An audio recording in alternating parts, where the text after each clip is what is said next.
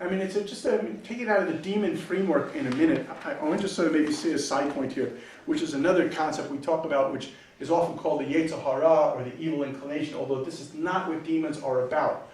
But the bottom line is that the Baal Shem Tov tells a very beautiful midrash. It says that every time a person's evil inclination gets a person to sin, he rips his clothes and sits on the floor mourning.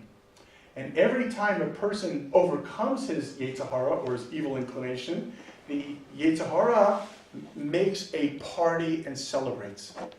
Because the function of the evil inclination is to be defeated. Its function is not to win. This is not other people who talk about a war between a fallen angel and hell's angels and heaven's angels. This is about one God, where it's all about growth and light and love. That's what it's all about. We, in an opaque world, often lose that vision. That's our challenge, is to overcome that. But nonetheless, in an opaque world, in this world, a challenge from our evil side is nothing more than a barbell. It's the very weight of the barbell that's going to build your muscle. And therefore, by using it correctly, one can, instead of stress avoidance, one does stress management. One can build from even negative power. Negative power is not negative.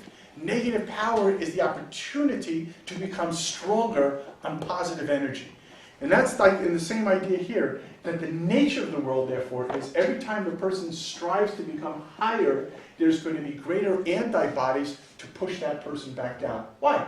Shouldn't they just be, oh, Shalom Aleichem, welcome, bravo? The answer is twofold. One, it tests your mettle.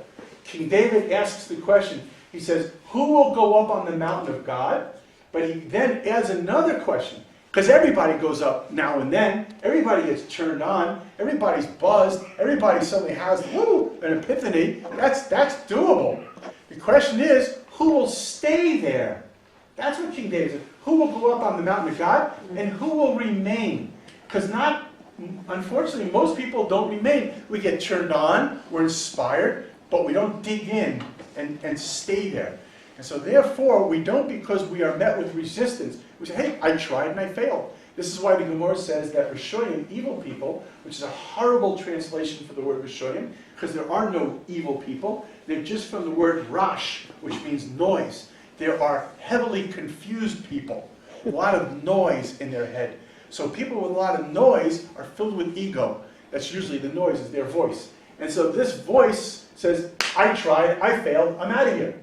Whereas when the pasuk goes on further from King Solomon, it says, a righteous person, what's a righteous person? Not a holy person, not a saint, we don't have saints.